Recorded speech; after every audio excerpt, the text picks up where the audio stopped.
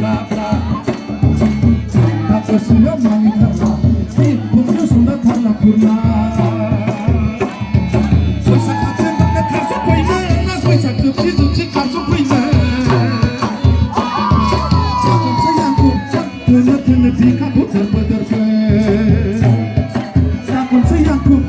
benar-benar di kamu terbenerke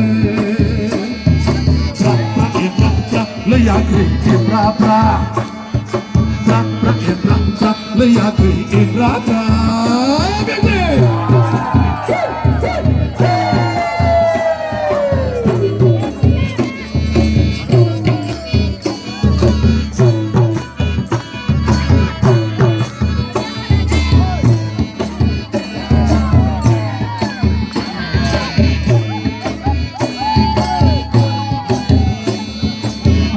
Bunalai tambay yang isi Sembrana yang menghasap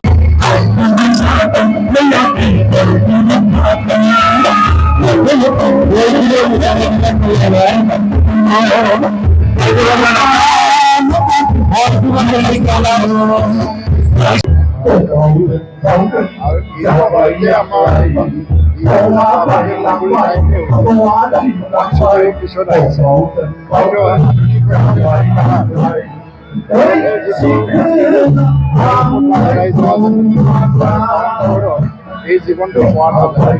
আমাৰ new কম্পিটিশ্যনত Gucci গৈছে এই পৰিৱেশৰ কাৰণে এই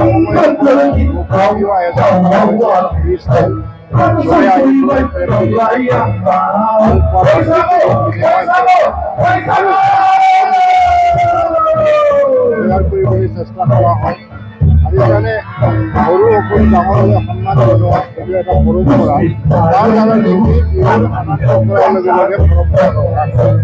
মই আশা কৰোঁ আজি এই বছৰ বিহুৰ লগতে আমাৰ অসমৰ নিৰ্বাচন আহিছে বিহু হ'ল প্ৰেম আৰু বিশ্বাসৰ এটা উৎসৱ এজনে আনজনৰ প্ৰতি প্ৰেম আৰু ভাল পৰিৱেশ কৰাটো বিহুৰ এটা মূল উদ্দেশ্য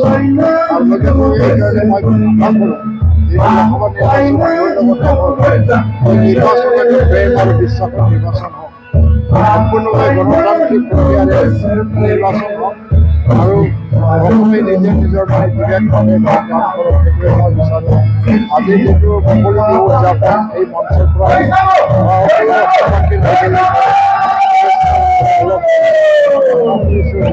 আহি থকা সময়ত খেতিয়কসকলে ভালকৈ খেতি কৰিব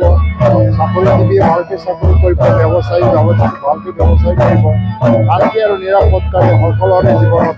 সুখ আৰু মংগল আহি যাব এইটোকে মই কামনা কৰোঁ जोङो गिबियावनो नोंथांमोननि गेजेरजों दुलाराय बर' फरायसा आफादनिफ्राय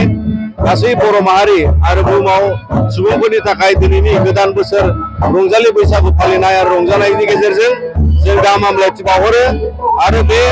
जि गोदान बोसोरखौ जों जेरै बरायो साफ्रोम मानसि माहारियानो गोदानखौ हास्थायो जेरै बिफां लाइफां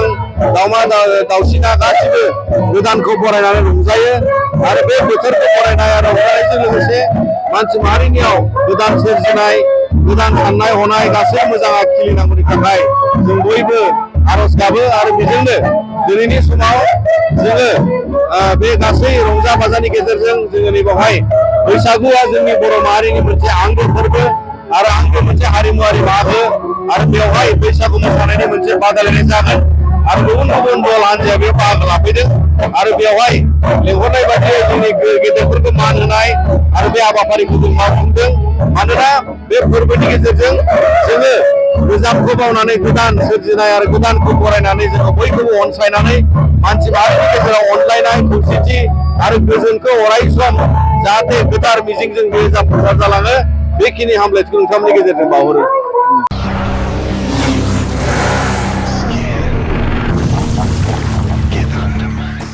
गोजोनथाव खौरां सेरफांगुरि बाजाज श'रुमा बाजाज बाइक सालायनानै मोजां मोनग्रा रायजो राजाफोरनि थाखाय गोजोनथाव खौरां लानानै फैदों सेरफांगुरि बाजाज श'रुमा ईद एन्ड बिहु दामाका अफार होगासिनो दं क'क्राझार जिल्ला सेरफांगुरियाव थानाय फुंखा इन्टारप्राइज बाजाज श'रुमा 22 मार्चनिफ्राय 30 एप्रिलसिम ईद एन्ड बिहु दामाका अफार आरो एक्सचेन्जनि खाबुफोर होगासिनो दं नोंथांमोना सेरफांगुरियाव थानाय फुंखा इन्टारप्राइज बाजाज श'रुमाव खुंफुंजानाय ईद एन्ड बिहु दामाका अफार एक्सचेन्जआव फैनानै नोंथांनि लुबैनाय बाजाजनि बाइकखौ लांफैनो हागोन। बाजाजनि बाइक सालायनो मोजां मोनग्रा रायजो राजाफोरनि थाखाय फुंखा इन्टारप्राइज बाजाज श'रुमा लोगोसे मोजां अफारबो लानानै फैदों। बेफोरनो जाबाय helmet free, 5 litre petrol free, case होनानै बाइक बायगिरिफोरनो 1000 रां केसबेक हरफिननाय जागोन। आरोबाव लोगोसे मोनसे गोजोनथाव खौरां, 500 रां होग्रोनानै गोसोबादि बाइकखौ आवग्रिना दोननो हागोन आरो गासै गारिजों लोगोसे मोनफा एसुर गिफ्ट हरनाय जागोन। फुंखा इन्टारप्राइज बाजाज श'रुमा 7999 रां बेसेनावनो डाउन पेमेन्ट होनानै बाइक लानो हागोन आरो जायखिजाया बाइकखौनो एक्सचेन्ज खालामनायनि खाबु लानानै फैदों। आबुङै मिथिनो थाखाय 6003817191 7002240725 आरो 9101547892 बे जानबुं नाम्बाराव खौरां लाहरनो हागोन।